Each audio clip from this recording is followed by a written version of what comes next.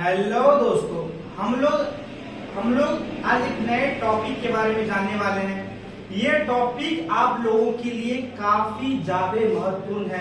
क्यों? क्योंकि आपके एग्जाम में आने वाला है। ठीक है, तो हमारा जो टॉपिक है वो है भारत में राष्ट्रवाद।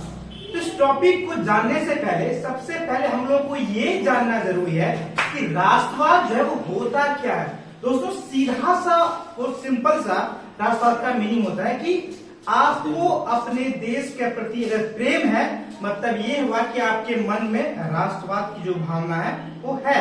ठीक है, तो मतलब ये हुआ कि अगर व्यक्ति के अंदर अपने देश को लेकर के अगर प्रेम की भावना है, वो अपने देश को अपना देश मानता है, वो अपना मानता है, तो मतलब ये हुआ कि उसके अंदर राष्ट्रवाद की भावना है। दोस्तों, भारत में सबसे पहले जो राष्ट्रवाद की जो भावना लोगों के मन में जो आने लगी थी वो 1857 की क्रांति से आने लगी थी। मतलब ये होता है दोस्त कि 1857 में झांसी की क्रांति होती है, यानी कि झांसी रिवॉल्ट।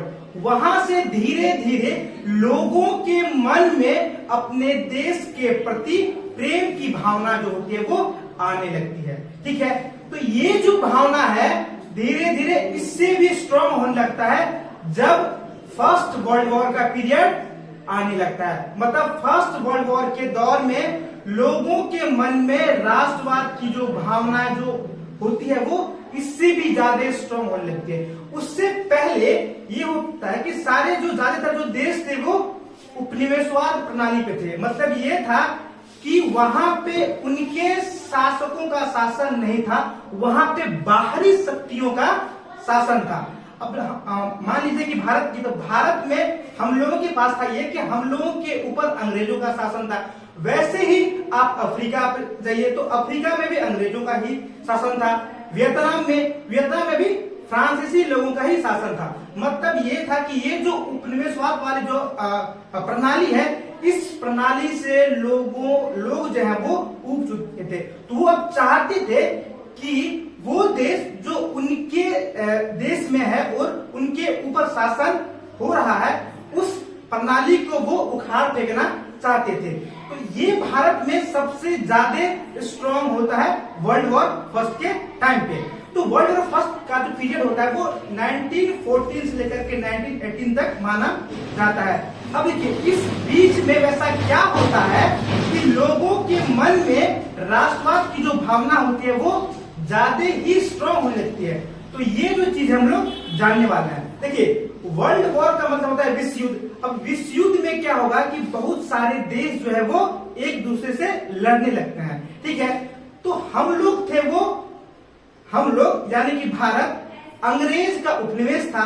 तो हम लोग न चाहते हुए भी जो विश्व युद्ध था वो यूरोप में हो रहा था, तो हम लोग भारत में वो हो नहीं रहा था, लेकिन फिर भी हम लोग न चाहते हुए भी हम लोगों को विश्व युद्ध में जाना पड़ता है। क्यों? क्योंकि हम लोग अंग्रेज के उपनिवेश थे। ठीक है, तो अब ऐसा क्या होता है कि लोगों के मन में राष्ट्रवाद की भावना जो है बहुत ज्यादा स्ट्रांग होने लगती है। तो पहला रीजन था कि जब देखिए बात यह है कि जब वर्ल्ड वॉर की जब बात हो रही है ना, तो वर्ल्ड वॉर के टाइम में क्या होता है कि जो युद्ध जो होता है वहां पे आपको जरूरत होता है गोला बारूद का, बम का, सोल्जर का। मतलब ये है कि ये सारी चीजें आपके पास है तो ही आप वॉर लड़ सकते हैं। तो ये सारा चीज आता है पैसों से।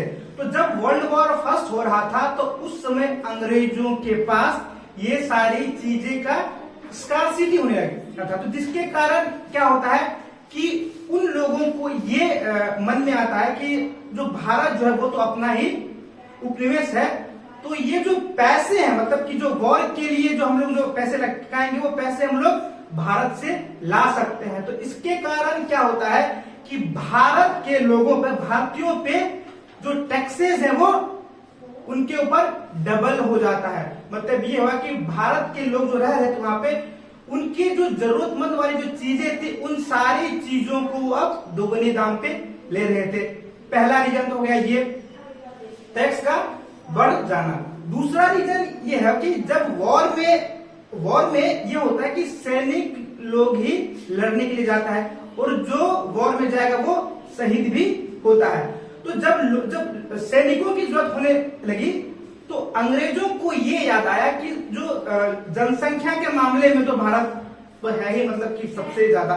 तो इससे है कि इससे क्या है कि वहां के जो अंग्रेज थे, मतलब जो ये अंग्रेज थे, वो ये सोचते हैं कि भारत में आकर के जो आम लोग हैं उनको भी सैनिक में डाल दिया जाएगा, मतलब कि फोर्सफुली रिक्रूटमेंट होने लगा। मतलब कि लोग का, मतलब कि लोग क्या चाहते हैं उनसे उनको मतलब नहीं था, मतलब ये था कि बस चाहिए लोग और साथ ही उनको सैनिक चाहिए। तो फोर्सफुली रिक्रूटमेंट होने लगा लोगों के बीच में, लोगों का भारत में। दूसरा रीजन है ये। तीसरा रीजन ये था कि उसी टाइम में क्या होता है दोस्त, 1800 लेकर के 1921 के बीच में, मतलब कि 1918 से लेकर के 1921 के बीच में भारत में आ जाता है क्या, आपातकाल। मतलब आपातकाल नहीं, सॉरी, मतलब कि सूखा। मतलब कि यहाँ पे क्या हो जाता है कि खेती नहीं हो पाती है। जब खेती नहीं हो पाएगी तो भाई बात तो सिंपल है कि लोग खाएंगे क्या, क्योंकि उनको खाने के लिए चाहिए होगा ग्रेन्स यानी फूड। तो ये जब फेल्योर हो जाता है और जो मतलब कि जो थोड़ा सा जो फूड जो हम लोग जो मतलब कि वो जो हम लोग का जो फूड था, वो सारा फूड भी अंग्रेज यहाँ से ले जाते हैं यूरोप अपने लोगों को देने के लिए। और साथ में बीच में महामारी भी आया था।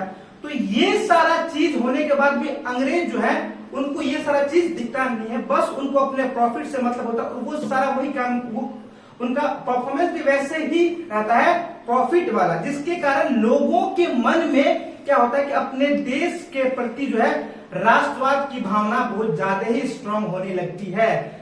तो हम इसको ऐसे समझ सकते हैं कि वर्ल्ड वॉर फर्स्ट के टाइम पे वैसा ये सारी चीजें होती है, जिसके कारण लोगों के मन में अपने देश के प्रति राष्ट्रवाद की जो भावना होती है वो ज्यादा ही स्ट्रांग होने लगती है। Thank you.